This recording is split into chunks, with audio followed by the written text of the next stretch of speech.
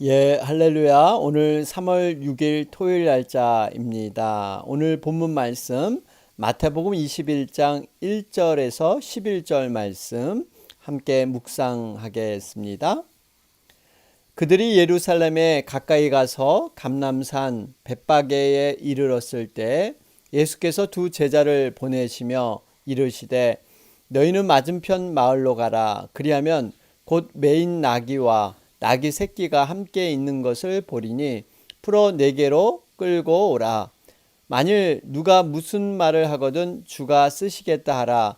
그리하면 즉시 보내리라 하시니 이는 선지자를 통하여 하신 말씀을 이루려 하심이라. 일러스되 시온 딸에게 이르기를 내 왕이 내게 임하나니 그는 겸손하여 나귀 곧 멍에 매는 짐승의 새끼를 탔도다 하라 하였느니라.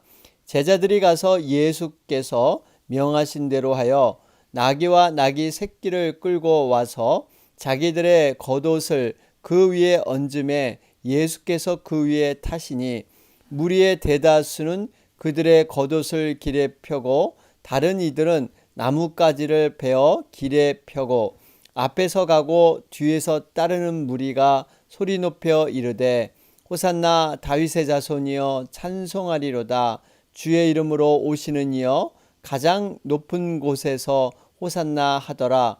예수께서 예루살렘에 들어가시니 온 성이 소동하여 이르되 이는 누구냐 하거늘 무리가 이르되 갈릴리 나사렛에서 나온 선지자 예수라 하니라. 아멘. 우리 마태복음 21장 들어가고 있습니다. 여러분, 이 21장부터 25장의 내용은요, 예수님께서 마지막 생애의 한 주간에 여러 가지 사건을 기록해 놓은 고난 주간에 해당되는 그러한 말씀입니다.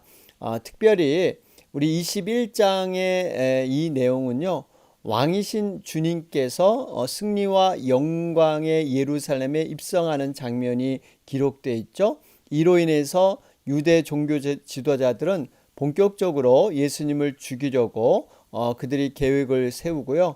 앞으로 어떠한 종말에 관한 이러한 교훈들이 기록된 것이 바로 21장 서두에서부터 시작이 되고 있습니다. 특별히 예수님께서는 예루살렘 입성을 통해서 지금까지는 천국 복음을 전파하시고 또 교회를 통해서 제자들을 훈련시키는 이러한 시간들을 지금까지는 다 감당하셨다가 이제 예루살렘 입성을 통해서 본격적으로 인류 죄를 담당하시는 성육신의 그러한 사건을 구체적이고 공개적으로 선언하는 그러한 의미가 있습니다.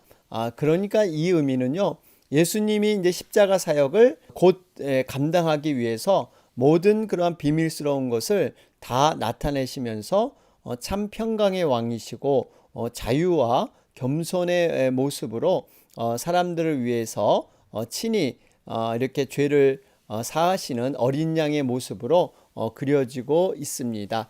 자, 그러면서 특별히 우리가 어제 말씀을 통해서 여러분 깨닫는 것은요, 정말 이 제자들은 이 예수님의 진정한 십자가 사역을 제대로 이해하지 못했습니다.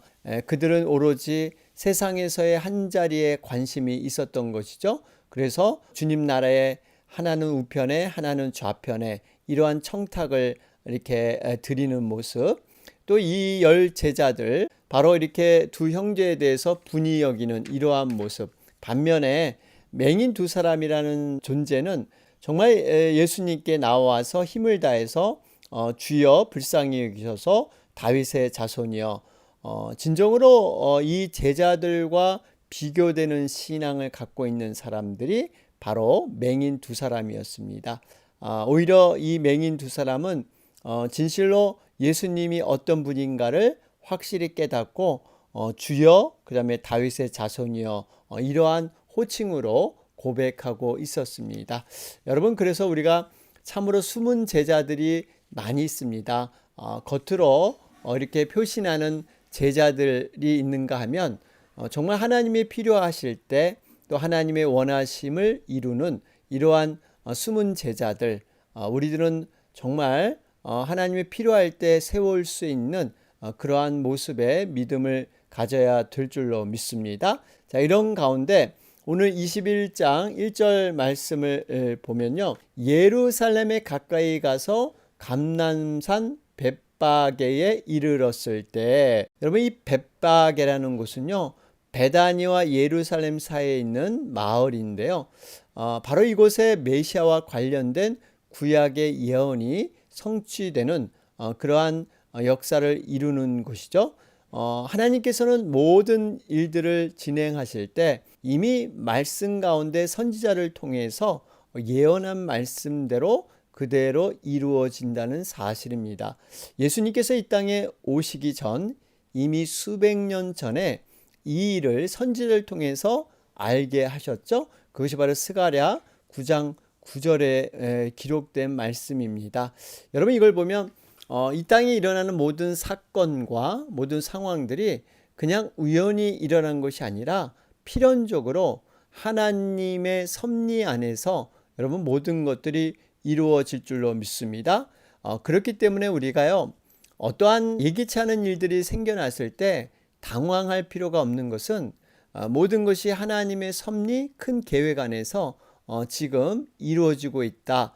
우리는 성경의 말씀을 통해서 하나님의 뜻을 깨닫고 알 수 있는 이러한 존재들입니다. 그렇기 때문에 모든 해답을 바로 하나님의 말씀 안에서 우리가 찾아 나가며 세상에 아무리 여러 가지 요동치는 그러한 소문과 난리의 모습이 있더라도 우리는 좌로나 우로나 치우칠 필요 없이 하나님의 말씀 또 하나님의 그 은혜 안에서 우리는 모든 것을 이겨내며 지켜나가게 될 줄로 믿습니다. 자, 이러한 정말 하나님의 섬세한 섭리 가운데 2절에 보니까요, 맞은편 마을에 가서 나귀와 나귀 새끼를 이렇게 풀어오라 말씀하고 있습니다.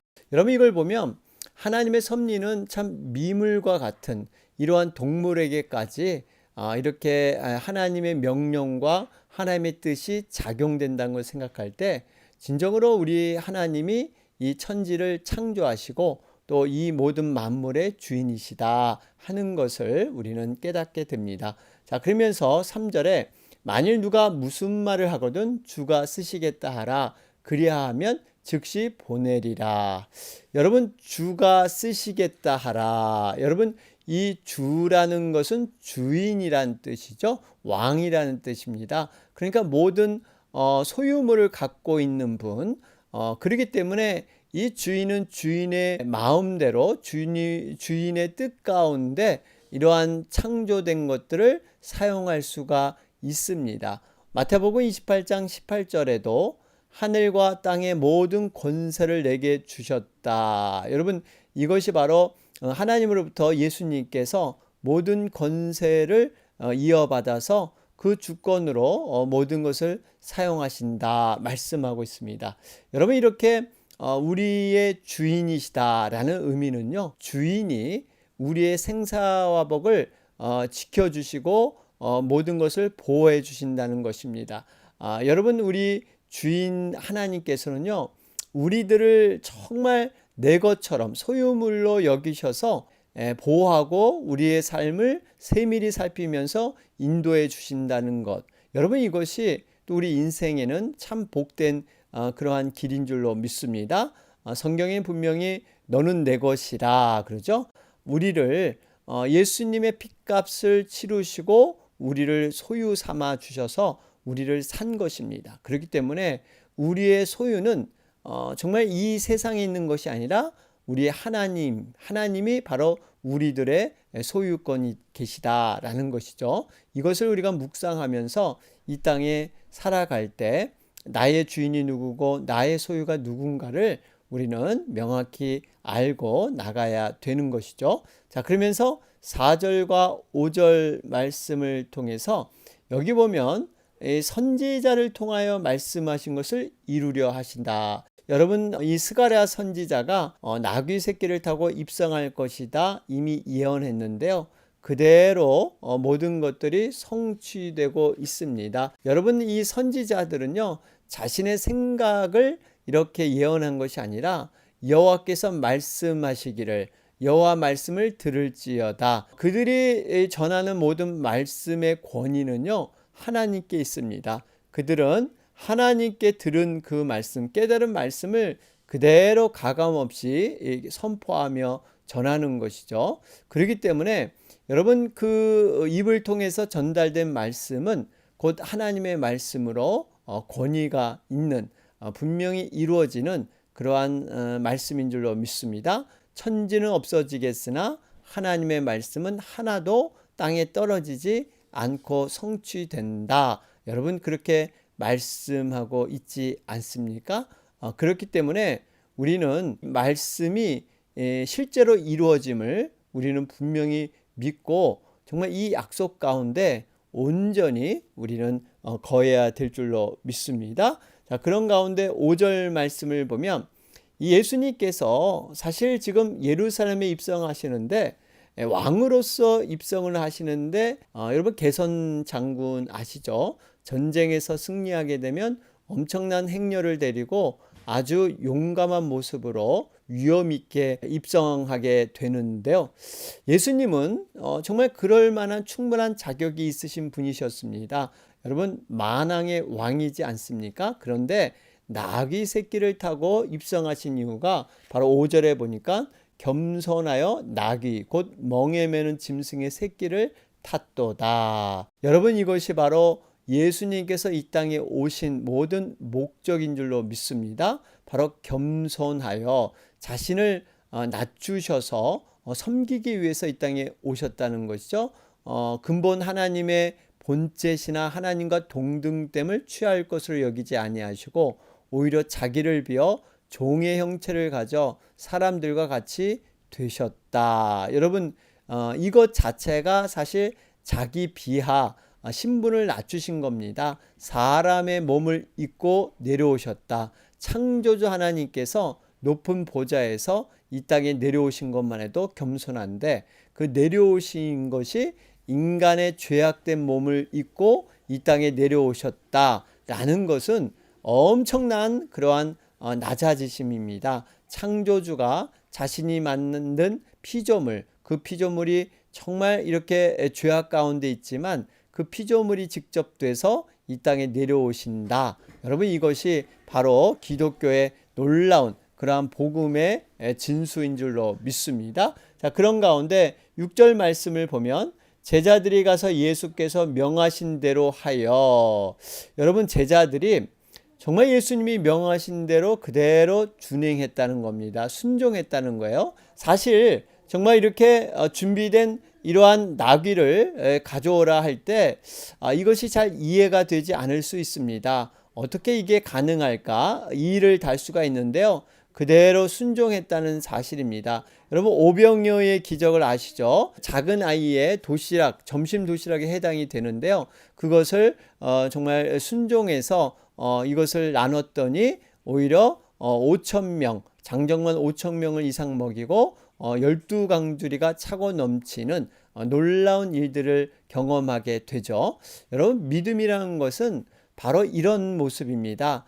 자신의 생각의 관점에서 결론 내려서는 안 되고요. 항상 하나님의 말씀 앞에 우리의 모든 것을 오픈하고 가능성 있게 바라보는 것. 여러분, 이것이 믿음인 줄로 믿습니다. 내게 능력 주시는 자 안에서 내가 모든 것을 할 수 있느니라. 인간의 계산으론 도저히 불가능해 보이지만 하나님의 뜻으로는 이룰 수 있다라는 것을 믿음으로 받아들이며 나가는 것. 여러분, 이것이 진정한 성숙한 믿음인 줄로 믿습니다. 자, 그러면서 나귀를 타고 입성할 때 무리들의 반응은 무엇이었습니까? 7절에 보면 나귀 새끼를 끌고 와서 자기들의 겉옷을 그 위에 얹음에 예수께서 그 위에 타시니 무리의 대다수는 그들의 겉옷을 길에 펴고 다른 이들은 나뭇가지를 베어 길에 펴고. 무리들이 얼마나 예수님께서 예루살렘에 입성할 때 환호하고 경의를 표했는가 하는 것을 볼 수가 있죠.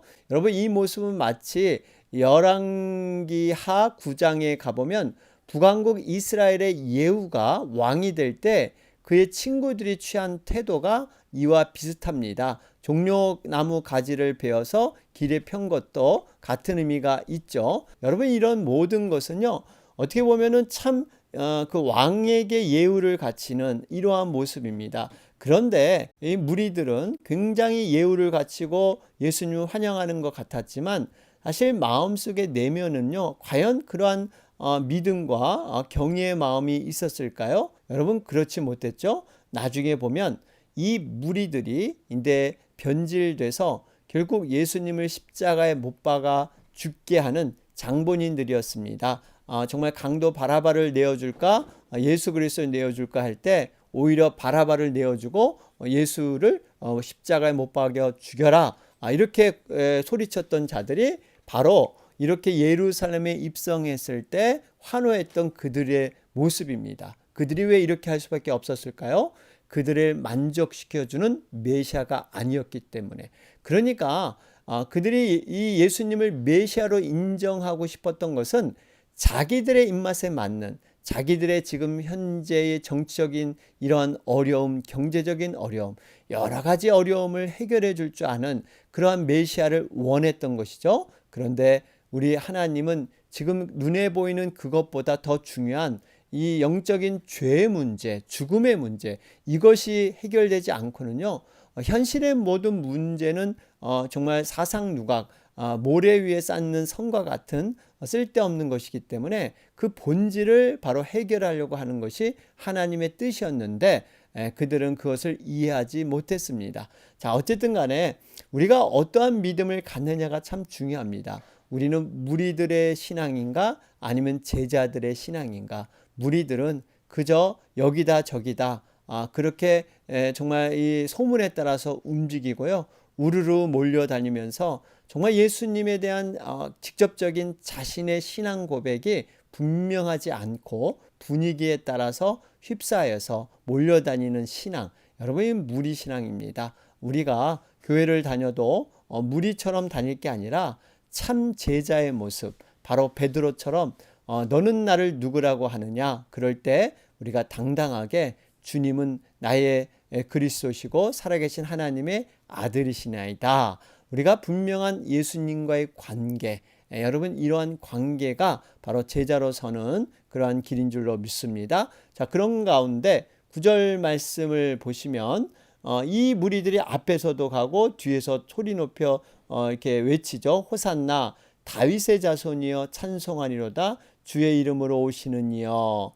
여러분, 이 호산나라는 뜻은 부디 구원하여 주옵소서, 지금 도와주시옵소서. 지금 무리들은요, 고난에 처한 백성들, 지금 왕이나 신에게 도움을 청하는 그러한 태도로 지금 외치는 것이죠.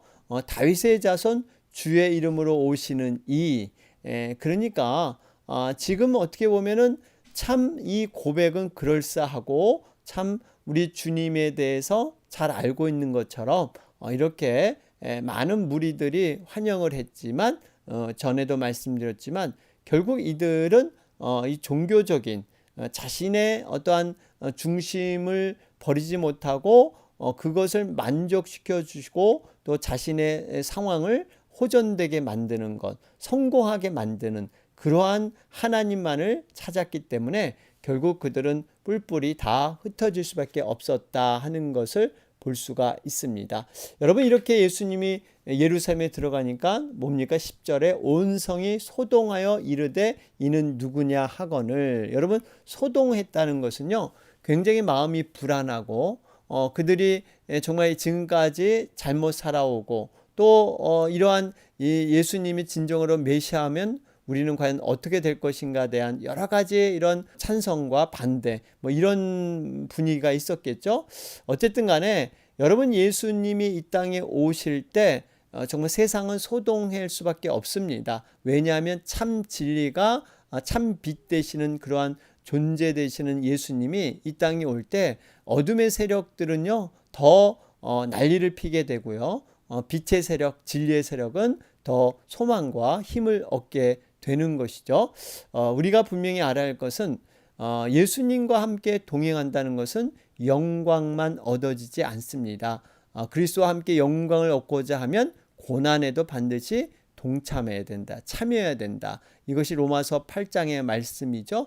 여러분, 우리가 정말 영광의 이 면류관, 영광의 십자가, 부활의 십자가, 이것은 반드시 거쳐야 할 것이 바로 죽음의 십자가. 죽음이 있기에 부활이 가치가 있고 놀라운 능력으로 이렇게 평가가 되는 것이, 여러분, 죽지 않고는 내가 한 알의 밀알이 땅에 썩어 죽지 않고는요 많은 열매를 맺을 수 없듯이, 우리는 반드시 인생 가운데 광야를 통과해야만 온전히 요단강을 건너서 적과꿀이 흐르는 약속의 땅, 바로 그 가나안 땅에 입성하게 되는 것이죠. 좁은 문으로 들어가라. 멸망으로 인도하는 문은 크고 그 길이 넓어 그리로 들어가는 자가 많고, 생명으로 인도하는 문은 좁고 길이 협착하여 찾는 이가 적음이니라. 여러분, 좁은 문으로 들어가시길 바랍니다.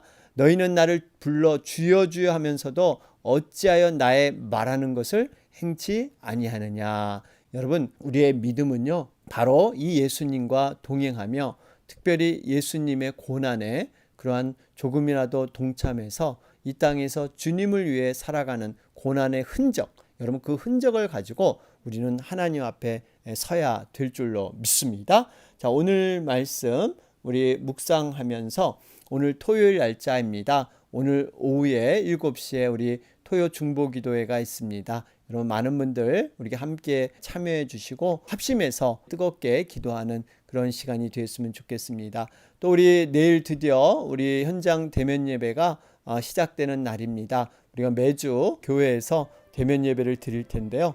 정말 하나님께서 우리 예배를 정말 기뻐 받아 주시고, 우리의 잠자던 우리의 영성이 다운되어 있다면요, 다시 한번 주님 앞에 더 회복될 수 있는 귀한 계기가 될 수 있도록 여러분 위해서 간절히 기도해 주시기 바랍니다. 이 시간 다 같이 기도 드리겠습니다.